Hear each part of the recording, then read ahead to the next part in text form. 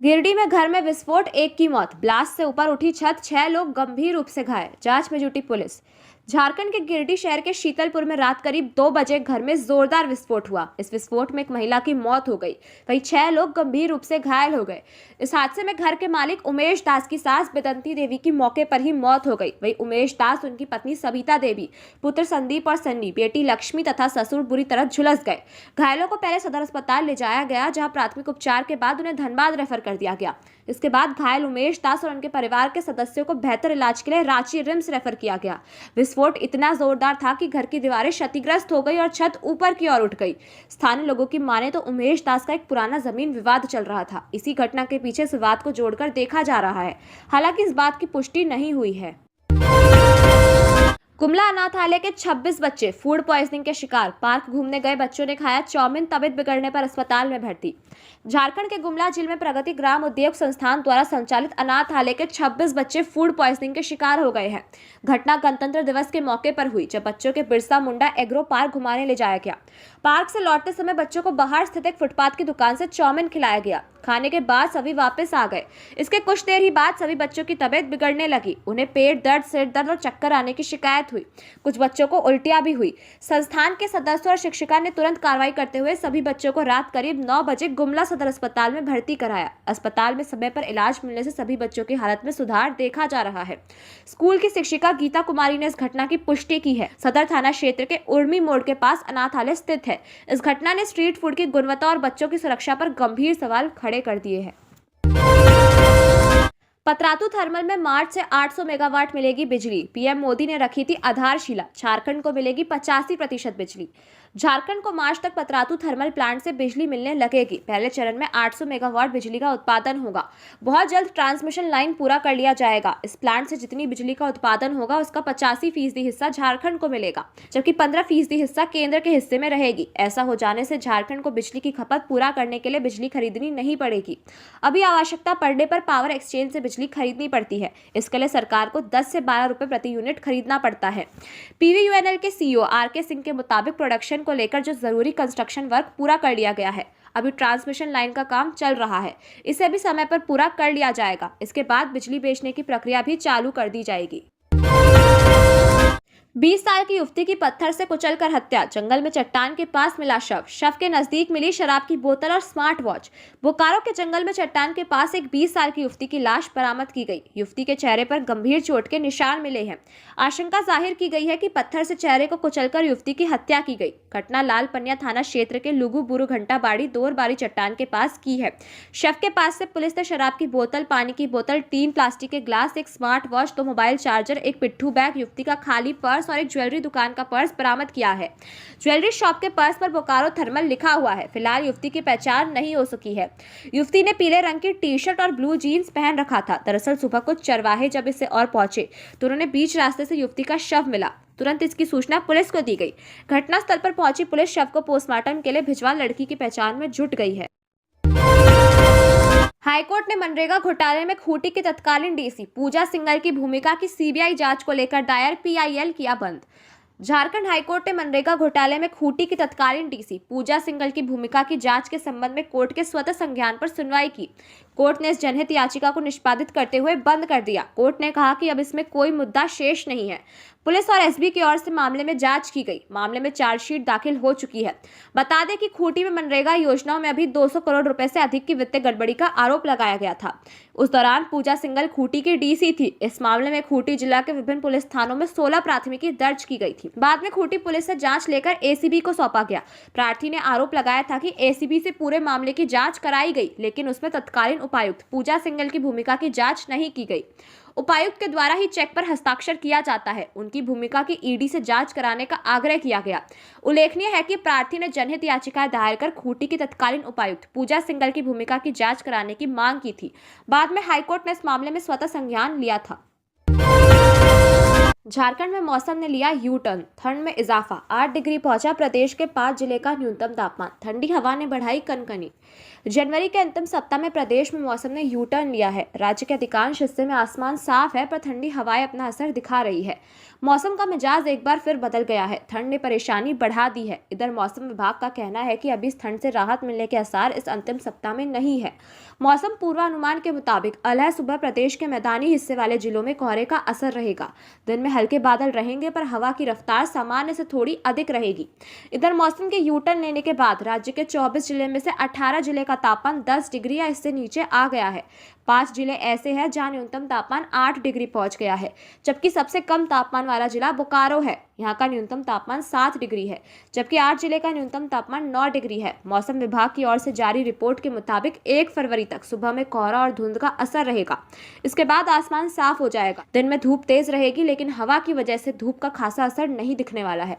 ऐसे में भी आम जन को ठंड और कनकनी वाली हवा का सामना करना पड़ सकता है। मौसम विभाग की रिपोर्ट के अनुसार राज्य के 5 जिलों के मौसम में आंशिक बदलाव हुआ है। बोकारो, देवघर, गोड्डा, पूर्वी सिंहभूम और पाकुड़ ऐसे जिले हैं जहां के अधिकतम तापमान में थोड़ी बढ़ोतरी हुई है। सरकारी योजना और बैंकों के फर्जी ऐप बनाकर लोगों से 11.34 करोड़ की ठगी, ऐसे हुआ मामले का पर्दाफाश। झारखंड पुलिस ने संगठित साइबर अपराध करने वाले एक बड़े गिरोह का भंडाफोड़ किया है। इस गिरोह के 6 सदस्यों को गिरफ्तार किया गया है, जिनमें 3 गिरिडीह और एक जामताड़ा का रहने वाला है। गिरफ्तार आरोपियों में गिरिडीह के मोहम्मद महबूब आलम, सफाउद्दीन अंसारी, मोहम्मद आरिफ अंसारी, मोहम्मद जसीम अंसारी, शेख बिलाल उर्फ डीके बॉस और जामताड़ा के अजय मंडल शामिल है। वहीं 2 अन्य आरोपी के ठिकानों की जानकारी भी सार्वजनिक नहीं की गई है। गिरोह सरकारी योजना और बैंकों के फर्जी ऐप बनाकर लोगों से ठगी करते थे। इन अपराधियों ने अब तक 11.34 करोड़ रुपए की साइबर ठगी की है और देश भर में 415 से ज्यादा मामले इनकी संलिप्तता पाई गई है। गिरफ्तार साइबर अपराधियों के पास से 14 mobile phone, 23 SIM card, 10 ATM card, 1 laptop, 2 car, एक DSLR कैमरा, एक ड्रोन कैमरा और 1,08,800 रुपए नगद बरामद किए गए हैं। 800 स्कूली बच्चे पूरी भ्रमण पर निकले। मंत्री रामदास सोरेन ने हरी झंडी दिखाकर किया रवाना। झारखंड के शिक्षा मंत्री रामदास सोरेन ने जमशेदपुर के टाटा नगर स्टेशन से झारखंड के अलग अलग जिलों के 800 छात्रों को पुरी के लिए रवाना किया। ये छात्र शैक्षणिक भ्रमण पर जा रहे हैं, जिसमें उन्हें विशेष अनुभव प्राप्त होगा और बहुत कुछ सीखने को मिलेगा। इस यात्रा में प्रत्येक जिले से 3-3 शिक्षक भी शामिल है, जो छात्रों की देखभाल करेंगे। शिक्षा मंत्री ने ट्रेन की पेंट्री कार का निरीक्षण किया और बच्चों को दी जाने वाली मेन्यू की जांच की। उन्होंने बोगियों में जाकर बच्चों से मुलाकात भी की। झारखंड के शिक्षा मंत्री रामदास सोरेन ने कहा कि राज्य सरकार सरकारी स्कूलों में बेहतर शैक्षणिक वातावरण बनाने और गुणवत्तापूर्ण शिक्षा प्रदान करने के लिए प्रतिबद्ध है। इसी क्रम में पूर्वी सिंहभूम जिले में बच्चों को विभिन्न निजी कंपनियों और जिले के दर्शनीय स्थलों का भ्रमण कराया जा रहा है। इस अवसर पर झारखंड के शिक्षा मंत्री रामदास सोरेन के अलावा पूर्वी सिंहभूम जिला उपायुक्त Ananya Mittal, PD ITDA Dipankar Chaudhary, city SP Kumar Shivashish और अन्य प्रशासनिक पदाधिकारी मौजूद थे। रामदास सोरेन ने कहा कि राज्य सरकार का यह प्रयास सार्थक साबित होगा और बच्चों को गुणवत्तापूर्ण शिक्षा मिलेगी। झारखंड पुलिस को SRE फंड के तहत मिले 125.54 करोड़ रुपए। झारखंड पुलिस को SRI फंड के तहत 125.54 करोड़ रुपए आवंटित किए गए हैं। गृह कारा एवं आपदा प्रबंधन विभाग की ओर से संबंध में आदेश जारी कर दिया गया है। यह राशि वित्तीय वर्ष 2024-25 के लिए मिली है। SRI फंड उग्रवाद से गंभीर रूप से प्रभावित राज्यों को दिया जाता है। केंद्र सरकार राज्य सरकारों को उनके पुलिस बलों को पूरी तरह से आधुनिक बनाने और उन्हें आधुनिक उपकरणों के लैस करने के लिए वित्तीय सहायता प्रदान करती है। नक्सली हिंसा को देखते हुए झारखंड के 19 जिलों को पहले स्पेशल रीजन एक्सपेंडिचर का फंड दिया जाता था। केंद्र सरकार ने धनबाद, दुमका, पूर्वी सिंहभूम, हजारीबाग और पलामू को स्पेशल रीजन एक्सपेंडिचर से बाहर करने का निर्णय लिया है। राज्य सरकार के आग्रह पर सरायकेला, खरसावा, खूंटी और रांची SRI रीजन में रखने का निर्णय लिया है, जिनमें से रांची, बोकारो, गढ़वा, सरायकेला, खरसावा, चतरा और खूंटी को मॉनिटरिंग में रखा गया है। गिरिडीह, गुमला, लातेहार, लोहरदगा और पश्चिमी सिंहभूम को स्पेशल रीजन एक्सपेंडिचर फंड जारी करने का निर्णय लिया गया है। जमशेदपुर में 150 करोड़ का GST घोटाला, तीनों आरोपी फरार, ऐसे हुआ स्कैम का खुलासा। जमशेदपुर से एक बड़ा GST घोटाला सामने आया है। इसमें फर्जी कंपनियों के नेटवर्क के जरिए 150 करोड़ रुपए से ज्यादा के GST बिलों का फर्जीवाड़ा किया गया है। इस मामले में GST विभाग की टीम ने जमशेदपुर के जुगसलाई नया बाजार रोड स्थित कारोबारी जयसुका के ठिकाने पर छापेमारी की है। यह कार्रवाई GST इंटेलिजेंस विभाग के रोशन मिश्रा के नेतृत्व में संयुक्त निदेशक सार्थक सक्सेना के निर्देश पर की गई। इस जांच में सामने आया कि फर्जी कंपनियों के जरिए बड़े घोटाले को अंजाम दिया गया है। बताया गया है कि इसमें जुटाए गए पैसों को ओडिशा के खदानों में निवेश किया गया है। इन घोटाले के प्रमुख सूत्रधार विकास जयसुका, उनका भाई राजेश जयसुका और उनका सहयोगी गोलू है, जो फिलहाल फरार है। हालांकि विभाग की टीम सभी आरोपियों की तलाश में जुटी हुई है। ईशान किशन सहित इन खिलाड़ियों ने की पूर्व मुख्यमंत्री रघुवर दास से मुलाकात, पूर्व सीएम ने दी शुभकामनाएं। भारतीय क्रिकेट टीम के बल्लेबाज ईशान किशन ने पूर्व मुख्यमंत्री रघुवर दास से मुलाकात की है। उनके साथ ही झारखंड क्रिकेट टीम के कप्तान विराट सिंह और चेन्नई सुपर किंग्स के खिलाड़ी मोनू सिंह ने भी रघुवर दास के जमशेदपुर स्थित आवास पर जाकर मुलाकात की। इस दौरान रघुवर दास ने उनके सफल और उज्जवल भविष्य के लिए शुभकामनाएं दी। बता दें कि हाल में ईशान किशन ने पटना में अपनी क्रिकेट अकेडमी खोलने का ऐलान किया है। उन्होंने कुछ दिन पहले इंस्टाग्राम पर स्टोरी लगाकर इसकी जानकारी लोगों को दी। उन्होंने अपनी अकेडमी का नाम द ईशान किशन अकेडमी रखा है। उन्होंने स्टोरी में लिखा था कि एक नई शुरुआत, इस कार्य में काफी मेहनत करते हुए मैं इस काम को करके बहुत खुश हूँ। अपने होम टाउन में यह सफर शुरू करने के लिए बहुत उत्सुक हूँ। गणतंत्र दिवस पर होटवार जेल में लगी वार्षिक अदालत, 64 कैदियों को किया गया रिहा। गणतंत्र दिवस के मौके पर रांची के बिरसा मुंडा केंद्र कारागार में बंद 64 कैदियों को रिहा कर दिया गया है। 26 जनवरी को वार्षिक जेल अदालत लगाई गई, जहां छोटे मोटे सलह योग्य मामलों में बंद विचाराधीन कैदियों की रिहाई का फैसला हुआ। जेल अदालत में कैदियों द्वारा अपने अपराध स्वीकार करने और परिस्थितियों को देखते हुए उन्हें छोड़ने पर सहमति बनी। हर साल गणतंत्र दिवस के मौके पर इस प्रक्रिया को पूरा किया जाता है, ताकि छोटे अपराधों में जेल में बंद कैदियों को एक नई शुरुआत का मौका मिल सके। इस जेल अदालत में रांची सिविल कोर्ट के प्रधान न्यायायुक्त दिवाकर पांडे, जिला विधिक सेवा प्राधिकार के सचिव कमलेश बेहरा और अन्य न्यायिक पदाधिकारी मौजूद रहे। सभी मामलों की गंभीरता और कैदियों के आपराधिक इतिहास की पूरी जांच के बाद ही फैसला लिया गया। जेल अदालत के दौरान कुल 64 मामलों का निपटारा किया गया और कैदियों को रिहाई का अवसर मिला। गिरिडीह में अनियंत्रित हाइवा का कहर, 4 बाइक और एक मालवाहक वाहन को किया क्षतिग्रस्त, 4 युवक बाल बाल बचे। गिरिडीह जिले के देवरी थाना क्षेत्र स्थित चतुर व्यावसायिक मंडी में रविवार रात एक हाइवा अनियंत्रित हो गया। इसके बाद हाइवा ने 4 बाइक और एक मालवाहक वाहन को बुरी तरह से क्षतिग्रस्त कर दिया, जबकि सड़क किनारे खड़े 4 युवक बाल बाल बच गए। घटना में रोशन गुप्ता, सुजन बरनवाल, राम बाबू साव और पवन ठाकुर नामक युवकों ने भागकर अपनी जान बचाई। क्षतिग्रस्त वाहनों में चतरो बाजार निवासी चंदन साव का माहल वाहक, चंदन बरनवाल, अमित बरनवाल, सचिन गुप्ता की बाइक और श्रवण बरनवाल की स्कूटी शामिल है। सूचना मिलते ही देवरी थाना के सब इंस्पेक्टर ऋषु सिन्हा मौके पर पहुंचे और मामले की जांच की। पुलिस ने तुरंत कार्रवाई करते हुए हाइवा को जब्त कर लिया। जांच में पता चला कि दुर्घटना के बाद हाइवा चालक वाहन को एक क्रशर प्लांट में खड़ा कर फरार हो गया था। हेमंत सरकार का पुलिस जवानों के प्रति बड़ा कदम, मनचाहे जिलों में पोस्टिंग और प्रमोशन पर भी खास ध्यान। झारखंड की हेमंत सोरेन सरकार पुलिस जवानों पर विशेष रूप से मेहरबान है। सरकार की ओर से ये कोशिश हो रही है कि जवानों को समय पर बेहतर सुविधा मिले, उन्हें मनचाहे जिले में पोस्टिंग मिले और साथ में उनका प्रमोशन भी ख्याल रखा जाए। इसके लिए सरकार की ओर से विशेष तैयारी की जा रही है। झारखंड के डीजीपी अनुराग गुप्ता ने बताया कि प्रयास किया जा रहा है कि पुलिस जवानों को उनके पसंदीदा जिले में भेजा जाए। इसके लिए QR कोड के माध्यम से पूरे राज्य में निमंत्रण दिया गया है, जिसमें 1700 पुलिसकर्मियों ने अपने मनचाहे जिले में जाने की इच्छा जाहिर की है। दरअसल राज्य के कुछ जिले ऐसे हैं जहां लोग जाने में कतराते हैं। उदाहरण के तौर पर अगर गढ़वा जिले को ले ले तो कुछ लोग गढ़वा जिला नहीं जाना चाहते हैं, तो वही कुछ लोग ऐसे हैं जो गढ़वा जिले में जाना चाहते हैं।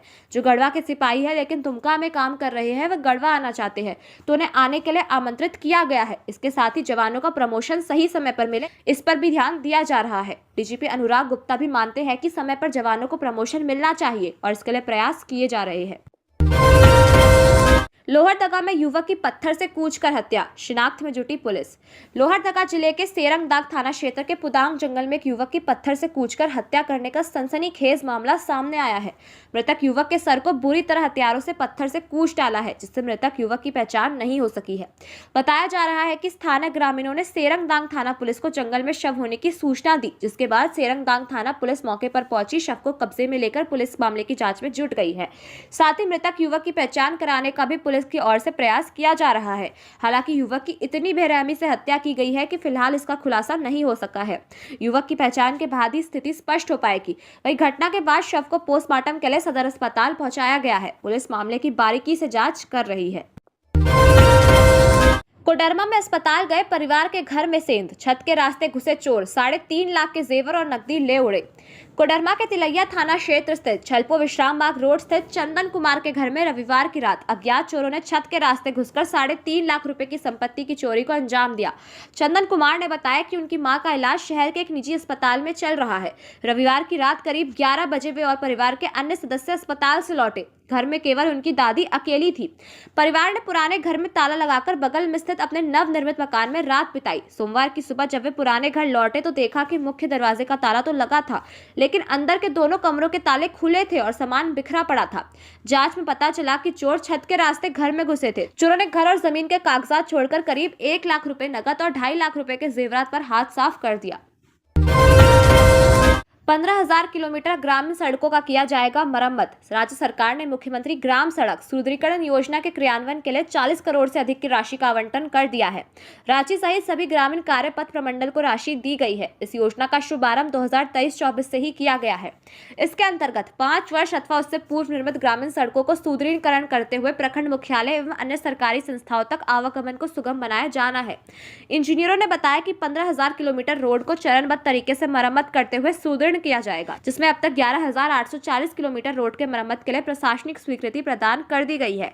वहीं इस वित्तीय वर्ष 2024-25 में 1,612 किलोमीटर पथों को स्वीकृति दी गई है, जिसे बनाने का कार्य शुरू किया जाना है। इसी के लिए राशि आवंटन की प्रक्रिया प्रारंभ की जा रही है। बता दें कि सालों से बनी ग्रामीण सड़कों की मरम्मतें नहीं होने से ये सड़कें चलने लायक नहीं थी। यही वजह है कि अब इसे बनाने की योजना है। जमशेदपुर हरिकिशन कॉलोनी में फ्लैट से लाखों के सामान की हुई चोरी। गोविंदपुर थाना क्षेत्र के हरिकिशन कॉलोनी स्थित फ्लैट नंबर D1 में रहने वाले जितेंद्र कुमार सिंह के बंद फ्लैट से करीब 2.5 लाख रुपए के सामानों की चोरी रविवार की रात हो गई। जितेंद्र कुमार सिंह अपने परिवार के साथ टेल्को में रहता है, जबकि 2023 में उक्त फ्लैट में गृह प्रवेश कराया था, जिसके बाद से फ्लैट बंद ही रहता है। सोमवार की सुबह जितेंद्र के फ्लैट से चोरी की जानकारी हुई। सूचना पर पुलिस भी मौके पर पहुंची। फ्लैट में लगे सीसीटीवी कैमरों में चोरी की तस्वीर कैद हुई है। चोर घर के सामान लेकर भागते दिख रहे हैं। पुलिस सीसीटीवी फुटेज के सहारे बदमाशों की पहचान कर रही है। क्यों हो रही हजारीबाग में भाजपा जिला अध्यक्ष के इस्तीफे की मांग। हजारीबाग जिला भाजपा अध्यक्ष इस्तीफे की मांग की जा रही है। सोशल मीडिया पर से लेकर एक पोस्ट किया गया है जो तेजी से वायरल हो रहा है। भाजपा से ही जुड़ रहे और पार्टी में कई महत्वपूर्ण पदों पर काम कर चुके अधिवक्ता अनुपम कुमार सिन्हा ने अपने पोस्ट में कहा है कि भाजपा राष्ट्र पार्टी है, लेकिन स्वतंत्रता दिवस पर पार्टी के जिला कार्यालय में ताले क्यों लटके रहे। उन्होंने आरोप लगाया कि जिले के आयतित प्रभारी जिला अध्यक्ष व उनके बिजनेस पार्टनर के होटल में ही मीटिंग ईटिंग सिटिंग के पार्टी का काम चल रहा है। अनुपम कुमार सिन्हा ने पोस्ट में लिखा है कि ऐसा पहली बार हुआ है जब भाजपा के जिला अध्यक्ष ने गणतंत्र दिवस पर झंडोत्तोलन नहीं किया और ना ही अपने पदाधिकारियों से कराया। आखिर क्यों? पोस्ट में यह भी कहा गया है कि वर्तमान जिला अध्यक्ष अब तक के सबसे कमजोर जिला अध्यक्ष है। जिला कार्य समिति के सदस्यों को किनारे रखकर अध्यक्ष खुद या अपने करीबियों के सारे काम करवाते हैं। सचिवालय घेराव केस, सांसद निशिकांत दुबे समेत अन्य को सुप्रीम कोर्ट से बड़ी राहत। हाईकोर्ट का आदेश बरकरार। भाजपा के गोड्डा सांसद निशिकांत दुबे, पूर्व सीएम अर्जुन मुंडा, बाबूलाल मरांडी, रघुवर दास और संजय सेठ समेत अन्य नेताओं के खिलाफ वर्ष 2023 में सचिवालय घेराव के दौरान धुर्वा थाना में दर्ज प्राथमिकी को निरस्त करने के हाईकोर्ट के आदेश के खिलाफ दायर याचिका पर सुप्रीम कोर्ट में सुनवाई हुई। सोमवार की सुनवाई के दौरान शीर्ष अदालत ने हाईकोर्ट के आदेश को बरकरार रखते हुए राज्य सरकार की याचिका खारिज कर दी। सुप्रीम कोर्ट के न्यायाधीश जस्टिस अभय ओका और जस्टिस भुइया की बेंच ने इस मामले की सुनवाई की। दरअसल वर्ष 2023 में भाजपा के सचिवालय घेराव कार्यक्रम में हुए उपद्रव के बाद 3 पूर्व सीएम, 5 सांसद समेत 41 लोगों पर धुर्वा थाना में केस दर्ज किया गया था। आरोपियों पर उपद्रव करने, दंगा भड़काने, सरकार के निर्देशों का उल्लंघन करने, सरकारी कार्यों में बाधा डालने, अपराध के लिए उकसाने और दूसरे व्यक्ति को नुकसान पहुंचाने से संबंधित धाराएं लगाई गई थी, लेकिन हाईकोर्ट ने प्राथमिकी रद्द कर दी है, जिसके खिलाफ राज्य सरकार ने सुप्रीम कोर्ट में याचिका दाखिल की है। लेकिन हाईकोर्ट के बाद अब सुप्रीम कोर्ट से भी उक्त सभी को राहत मिली है। झारखंड के 14 जेलों में लगेंगी कंपोस्ट मशीनें, गृह विभाग ने दी स्वीकृति। झारखंड के 14 जेलों में कंपोस्ट मशीन लगेगी। इस संबंध में गृह, कारा एवं आपदा प्रबंधन विभाग ने स्वीकृति दे दी है। इन 14 जेलों में 3.35 करोड़ रुपए की लागत से 17 कंपोस्ट मशीन की खरीदारी की जाएगी। गौरतलब है कि कंपोस्ट मशीनें जैविक कचरे को जल्दी विघटित कर खाद बनाने में मदद करती है। ये मशीनें विभिन्न प्रकार के कचरे को खाद में बदल सकती है, जिससे इन कचरे से पर्यावरण को नुकसान पहुंचने से रोका जा सकता है।